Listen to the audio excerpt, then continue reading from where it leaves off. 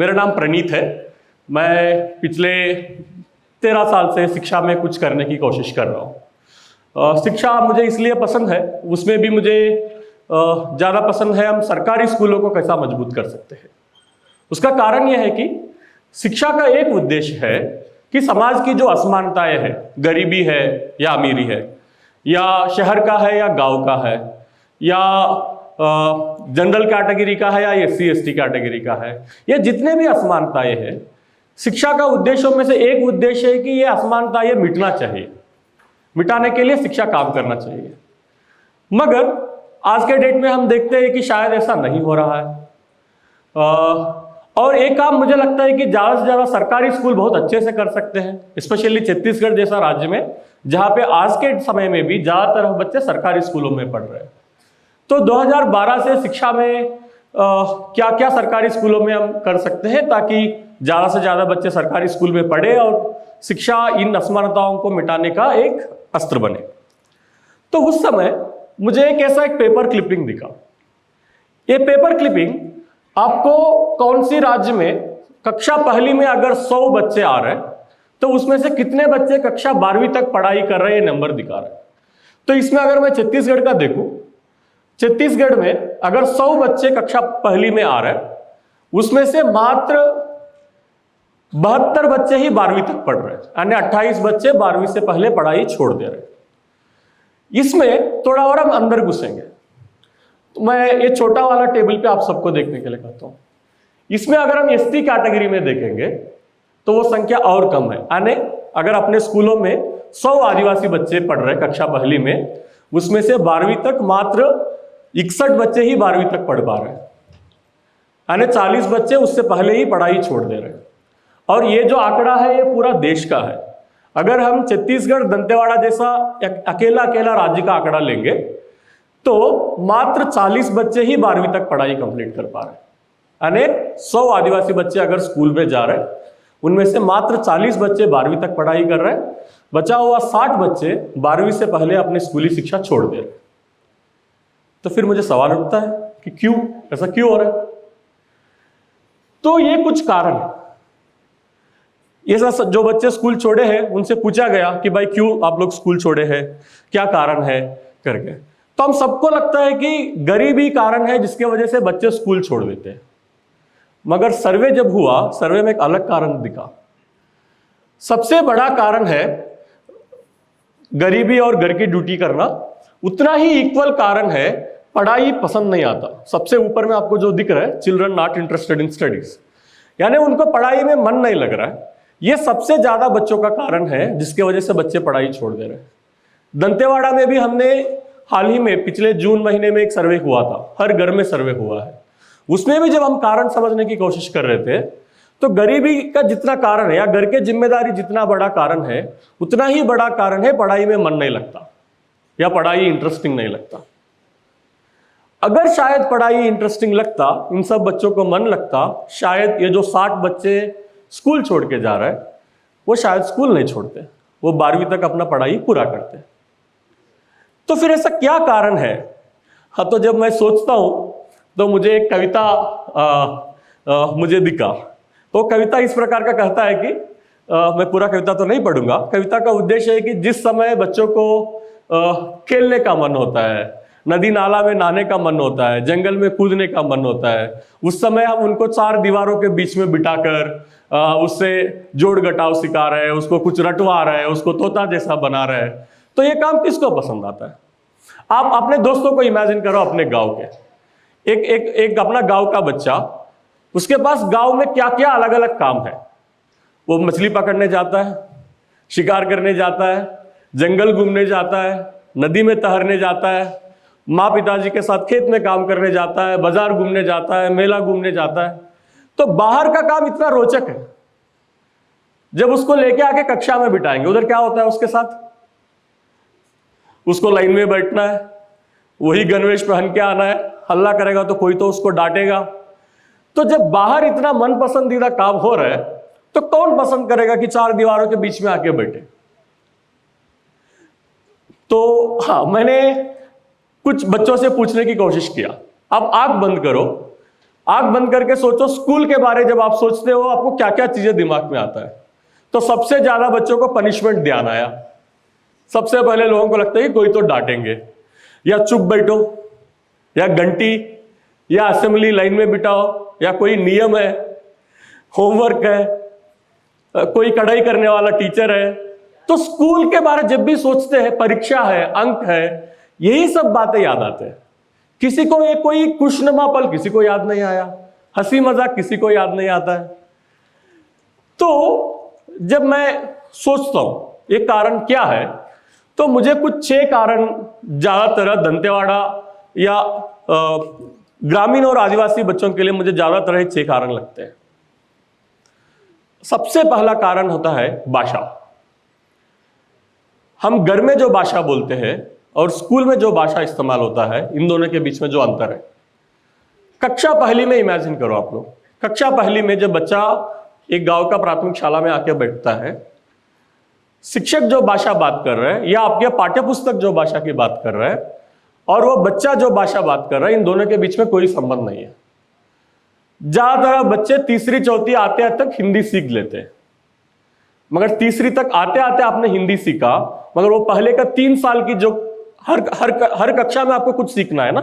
उदाहरण के लिए कक्षा पहली में आपको अंक और संख्या सीखना है, तब आप कक्षा दूसरी में आएंगे आपको जोड़ घटाव सीखने को मिलेगा, मगर आपको तो भाषा नहीं आ रहा था, तो आपने कक्षा पहली में अंक संख्या सीखे ही नहीं थे, आप दूसरी में आ गए। अभी शिक्षक तो जोड़ घटाव सिखा रहे हैं, आपको तो अंक ही नहीं आता।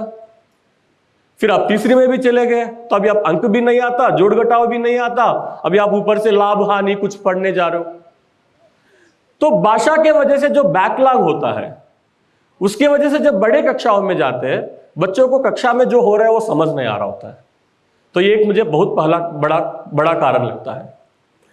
दूसरा कारण एक छोटा सा कहानी से मैं 2-3 कारण समेटने की कोशिश करता हूं। मैं एक कक्षा 5वीं में दंतेवाड़ा में एक स्कूल में बच्चों को पढ़ा रहा था। पाठ का नाम है संगणक, कंप्यूटर, कक्षा 5वीं में है। तो उसमें लिखा हुआ है कंप्यूटर के फायदे। कंप्यूटर के फायदे ये है कि आप कंप्यूटर इस्तेमाल करके रायपुर से लेके भोपाल जाने के लिए ट्रेन में टिकट रिजर्वेशन कर सकते हैं। ये उदाहरण है। अभी मैं ये गाटम के एक स्कूल में पढ़ा रहा था। तभी गाटम में जो बच्चा कक्षा 5वीं में पढ़ रहा है उसको ये जो उदाहरण है, ट्रेन, रिजर्वेशन और रायपुर कहाँ है, भोपाल कहाँ है, ये चारों ही नहीं पता है। अभी उसको वो उदाहरण समझ ही नहीं आएगा। तो हमारे पाठ्यपुस्तक में जो पाठ है, हमारी रोजमर्रा की जो जिंदगी है उससे बहुत अलग है। ये शायद कुछ लोग जो शहरों में पढ़ रहे बच्चे उनके जीवन से करीब है, मगर जो ग्रामीण और आदिवासी इलाकाओं में जो बच्चे पढ़ रहे हैं उनके जीवन से संबंधित पाठ कहीं पे नहीं दिख रहे। तो उसके वजह से फिर बच्चे कोई जुड़ाव महसूस नहीं करते हैं। उसको लग रहा है कि यहाँ पे किसी और की कहानी चल रही है, मेरा जीवन से कोई लेन देन ही नहीं है, ये पढ़ने से मेरा जीवन को कोई फायदा ही नहीं है। तो ऐसा पाठ्यक्रम जो जीवन को जोड़े, आजू बाजू के समाज के साथ जोड़े, आपके गांव के साथ जोड़े, गांव में जो काम होता है उसके साथ जोड़े, ऐसा कुछ पाठ्यक्रम होगा तो शायद उसको कुछ जुड़ाव महसूस करेगा। उसकी कहानियां दिखे, उसके गांव में जो गाने गाते हैं वो गाने पाठ्यक्रम में आए। और ये सिर्फ प्राथमिक कक्षा की बात नहीं कर रहा हूं मैं, पहली से लेकर 12वीं तक हर स्तर पर यह होता है। और एक कारण मुझे लगता है कि स्कूल, जैसा मैंने पिछले स्लाइड में दिखाया था, स्कूल सोचते ही हम सबको वो डराना धमकाना यही सब याद आते हैं। तो स्कूल अपना जिस ढंग से चलता है, अथॉरिटेटिव नेचर हम बोलते हैं, स्कूल में कोई तो अथॉरिटी है, वो तय कर रहे हैं आपको, आप कब हंसेंगे, कब उठेंगे, कब बैठेंगे, क्या सीखेंगे, सब कुछ वही तय कर रहे हैं। इसमें बच्चे का कोई रोल ही नहीं है ना, बच्चे से कोई पूछ ही नहीं रहे तुझे क्या पढ़ना है, तुझे क्या सीखना है, अभी क्या करने का मन है, इसके लिए कोई स्कोप ही नहीं है। तो ये कुछ कारण है, मुझे लगता है कि इंपॉर्टेंट कारण है, जिसके वजह से बच्चे शिक्षा के साथ कोई कनेक्शन महसूस नहीं करते हैं, जिसके वजह से उनको फिर पढ़ाई इंटरेस्टिंग नहीं लगता और इवेंचुअली स्कूल छोड़ देते हैं। और एक सवाल, तो बहुत लोग, मैं जब भी ये सब बातें करता हूं, लोग बोलते हैं कि सब कुछ मनोरंजन नहीं हो सकता, अगर पढ़ाई करनी है, नौकरी पानी है, तो शिक्षा ऐसा ही होगा, ऐसा ही जरूरी है। मगर मेरा सवाल है, सच में आज के डेट में जितने बच्चे अपने स्कूलों से पास हो रहे हैं सबको नौकरियां मिल रही क्या? दूसरा, स्कूल में जो बातें आप सीख के आ रहे हो, जिनको नौकरी मिला भी है, उन लोगों से मैं पूछ रहा हूं कि आपने जो स्कूल में सीखा वो बातें आप नौकरी में इस्तेमाल करते हो क्या? आप नौकरी में जो कर रहे हैं और स्कूल में जो सीख रहे हैं, इन दोनों के बीच में कोई संबंध ही नहीं है। अपना स्कूल जीवन के लिए जो बातें चाहिए वो बातें सिखाता ही नहीं है। आज के समय में जहां पे आर्टिफिशियल इंटेलिजेंस की बात हो रही है पूरी दुनिया में, इस साल जो बच्चा स्कूल में जाने वाला है कक्षा पहली में, यह बच्चा कम से कम 21 साल के बाद नौकरी करेगा, यानी 2047 में वो बच्चा नौकरी करने जाएगा। तो आज जो नौकरियां है शायद 2047 में वो नौकरियां नहीं रहेंगे। तो हमें स्कूल उसके लिए तैयार करना है ना, जब वो नौकरी करने जाएगा तब वो क्या कर सकता है। और स्कूल में क्योंकि हमें परीक्षाएं जो रटाऊ होते हैं, तो हमें कुछ सोचना नहीं सिखाता है स्कूल। प्रॉब्लम सॉल्विंग कैसा करना है वो नहीं सिखाता है। क्रिटिकल थिंकिंग हम जो बोलते हैं, ये बातें हमें स्कूल नहीं सिखाता है। तो क्या कर सकते हैं, ये सवाल था। तो ये सवाल लेके एक सवाल लेके हमने कुछ 2017 में एक कोशिश शुरू किया है कि क्या ऐसा स्कूल बन सकता है जहां पे हर बच्चे को स्कूल आने में मजा आए और स्कूल जीवन के लिए जो कौशल चाहिए वो सिखाए और स्कूल में किसी प्रकार का डरावना माहौल ना हो। तो एक कोशिश है, एक सपनों की शाला करके एक स्कूल हमने शुरू किया। जैसे नाम है, एक सपना ही है, कितना सफल होता है पता नहीं। जो जो समस्याएं मैंने शुरुआत में गिनाया, उनका कुछ समाधान ढूंढने की एक कोशिश है। तो शुरुआत में एक कहानी से शुरू करता हूं। यहां पे आपको जो फोटो दिख रहा है, तो हमने स्कूल शुरू किया तो सवाल था कि स्कूल में करें क्या। तो हमें लगा भाई खेती एक चीज है, हम सबको आता है, अरे बच्चे सभी अपने घर में करते हैं, तो चलो वहीं से शुरू करते हैं। स्कूल में खेती सिखाने का मकसद ये नहीं है कि बच्चों को खेती करना सिखाए, खेती तो वो अपने माँ पिताजी से सीख लेते हैं। मकसद यह है कि खेती को इस्तेमाल करके क्या मैं भाषा, गणित, इतिहास, भूगोल ये सब सिखा सकता हूं क्या। तो हमने स्कूल में सोचा भाई हमारे स्कूल के लिए जितने सब्जियां चाहिए उतने सब्जियां हम स्कूल में उगाएंगे। तो सब लोग बैठे, फिर ये जो आपके जो चर्चाएं चल रहे हैं, बच्चों ने बैठ के सोचा तो भाई चलो हमें क्या क्या सब्जियां उगाएंगे, सब्जी कितना जमीन लगेगा, कहाँ पे टमाटर लगाएंगे, कहाँ पे मिर्ची लगाएंगे, ये सब बच्चे छोटे छोटे ग्रुप में बैठे, वो सब लोगों ने वो चर्चा किया। तो ये जो है, ये एक डिजाइन है जो बच्चों ने बनाया कि इस डिजाइन में हम खेती करेंगे। यहाँ पे अलग अलग ग्रुप अपनी प्रस्तुति दे रही है, अलग अलग ग्रुप ने बैठ के सोचा हाँ हमारा ये डिजाइन है, इस डिजाइन में हम खेती बनाएंगे तो शायद अच्छे से सब्जियां उगेंगे। तो उसका छोटा डिजाइन बना रहे, तो पहले मिट्टी में छोटा डिजाइन बनाया, फिर हमारा जो गार्डन है उसमें सब नाप तोल कर रहे हैं। तो ये गतिविधि में उनको मैथ सीखने को मिल रहा है, नापना वो लोग सीख रहे हैं। और आप कक्षा में बिठा के नापना 4 दीवारों के बीच में से ज्यादा आसानी से आएगा या यहाँ पे करने से ज्यादा आसानी से आएगा, तो यहाँ पे ज्यादा अच्छे से समझ आएगा उनको। तो ये देखो फाइनल थोड़ा एक अलग रूप में गया है हमारा किचन गार्डन। अभी सब लोग मिलके काम कर रहे हैं, ऐसा नहीं कि सिर्फ बच्चे काम कर रहे हैं, शिक्षक बच्चे सब साथ में उसमें जुड़े हुए हैं, ऐसा कोई अंतर नहीं है। तो इन सब चीजों से शिक्षक और बच्चों के बीच में जो रिश्ता है वो इंप्रूव होता है, वो बढ़ता है, वो और स्ट्रांग होता है। ये हमारा फाइनल गार्डन है।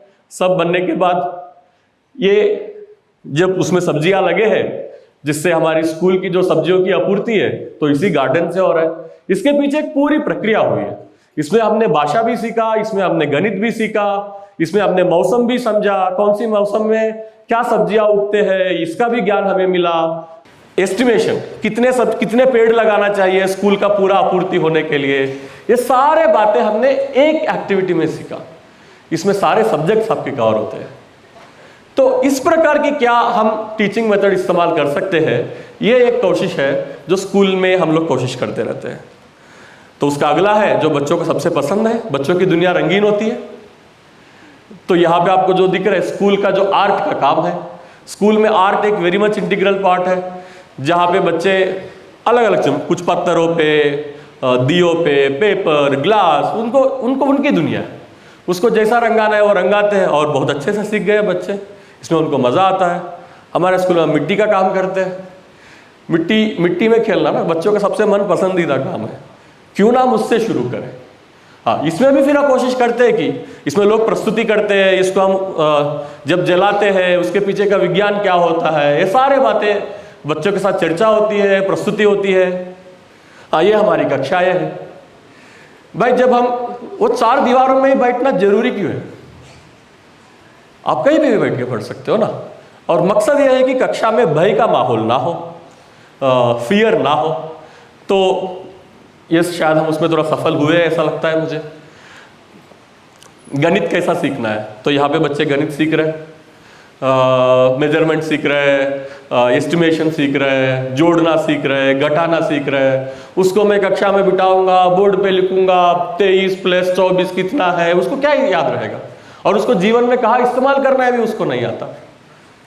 ये हमारी विज्ञान की कक्षा है, जहाँ पे रोज आपको कोई हाईफाई फैंसी लैब्स की जरूरत नहीं है। स्पेशली प्राथमिक माध्यमिक शाला में तो आपको इतने चीजों की जरूरत ही नहीं है। आपके आजू बाजू में जो चीजें उपलब्ध है उन्हीं को इस्तेमाल करके हम थर्मोडायनेमिक्स की बातें समझ सकते हैं, मैकेनिक्स की भी बातें समझ सकते हैं, सभी बातें आप यहाँ पे समझ सकते हैं। हाँ, स्कूल की सबसे इंपॉर्टेंट बात है कि स्कूल के सारे निर्णय लेने की प्रक्रिया कैसा होता है। एक आम स्कूल में प्रधान अध्यापक तय करता है, या अगर सरकारी स्कूल है, रायपुर में बैठा हुआ शिक्षा विभाग वाले या जिले में बैठे हुए लोग तय करते हैं, वो फिर स्कूल में इंप्लीमेंट होता है। मगर उसमें बच्चे का इन्वॉल्वमेंट कहाँ हुआ? बच्चे जुड़ाव कैसा महसूस करेंगे? तो हमारी स्कूल में हम कोशिश करते हैं कि हर प्रक्रिया में कैसा बच्चों को इन्वॉल्व कर सकते हैं। यहाँ पे एक्चुअली चर्चा चल रही है कि हमें नया कमरे बनाने थे, तो वहाँ पे किस प्रकार की कमरे बनाएंगे, कहाँ पे ऑफिस रूम बनाएंगे, कहाँ पे कक्षाएं बनाएंगे, वो चर्चा वहाँ पे चल रहा है। पूरा स्कूल बैठ के बोर्ड पे मैप डिजाइन कर रहे हैं। हाँ, इधर बाथरूम अच्छा लगेगा, इधर किचन अच्छा लगेगा, इधर हॉल अच्छा लगेगा। ये और एक प्रक्रिया है बच्चों की इन्वॉल्वमेंट की। हमारे स्कूल में सप्ताह में एक बार स्कूल का पार्लियामेंट होता है, और ये सच्ची पार्लियामेंट है जहाँ पे सच में चर्चाएं होते हैं। स्कूल के सारे नियम, यहाँ तक कि शनिवार को छुट्टी देना है या नहीं देना है, स्कूल का टाइम टेबल कैसे बनना है, अगर स्कूल में किसी को कोई गाली देगा तो क्या करेंगे। हर बार मैं जब भी ये सब बातें करता हूँ, लोग बोलते हैं कि फिर बच्चों का अनुशासन कहाँ से आएगा। मगर हम बोलते हैं कि अनुशासन दूसरा कोई उस पर लगा है, ऐसा क्यों करना है? क्या बच्चे आपस में बैठ के नियम बना सकते हैं क्या? तो वो प्रक्रिया यहाँ पे होता है। समझ लो किसी को किसी ने मारा, तो सबसे पहले मुद्दा पार्लियामेंट में आता है। पार्लियामेंट में बच्चा उठ के बोलेगा उसने मुझे मारा। उसका कुछ पनिशमेंट स्कूल में ऑलरेडी तय हुआ होगा कि भाई खाना खाने के बाद आपको दरी उठाना है, या खाना बनने के बाद आपको बर्तन धोने में मदद करना है, तो वो पनिशमेंट उसको मिलेगा। अगर ऐसा कोई गुनाह किया जिसका पहले से पनिशमेंट तय नहीं है, तो पार्लियामेंट में चर्चा होती है कि भाई इस पनिशमेंट के लिए हम लोग क्या करेंगे। उसके बाद फिर जो भी करेगा वो नया पनिशमेंट के हिसाब से उसको पनिशमेंट मिलेगा। सो एक्चुअल डिसीजन बच्चों ने तय किया है, तो फिर वो पनिशमेंट भी नहीं है, और उनके खुद के ऊपर अंकुश लगा रहे हैं। और इस प्रक्रिया में उनका जो मानसिक स्वास्थ्य के ऊपर प्रभाव देखिए। आमतौर पे मुझे किसी ने मारा तो बच्चे का यह रहता है कि तुरंत पलट के मारेंगे। अभी आपको क्या करना है? आपके खुद के इमोशंस को कंट्रोल करना है, पेन पेपर लेना है, लिखना है, पार्लियामेंट में डालना है, और वो अगला हफ्ता जब पार्लियामेंट बैठेगा तब चर्चा होगा, तब आपको पनिशमेंट मिलेगा। स्कूल की सबसे खास बात यह है कि स्कूल का एज सच कोई टाइम टेबल नहीं है। हमारा स्कूल बोलने से जब भी हम सबको आता है कि घंटी है, पीरियड्स बदल रहे हैं, और किसी और ने तय किया आपको कब क्या पढ़ना है। यहाँ पे सबका नाम लिखा हुआ है, वो बच्चे खुद तय कर रहे हैं कितने बजे से कितने बजे उसको क्या विषय पढ़ना है। हर दिन सुबह आते हैं, वो लिखेंगे कि 11 से 12 मैं क्या पढ़ूंगी, 12 से 1 बजे क्या पढ़ूंगी, वो तय करते हैं। तो शायद मुझे लगता है स्कूल संभव है, ऐसा स्कूल जहाँ पे डर ना हो, जहाँ पे सिर्फ लर्निंग हो और प्यार हो, और बच्चों को स्कूल आने में मजा आए। Thank you.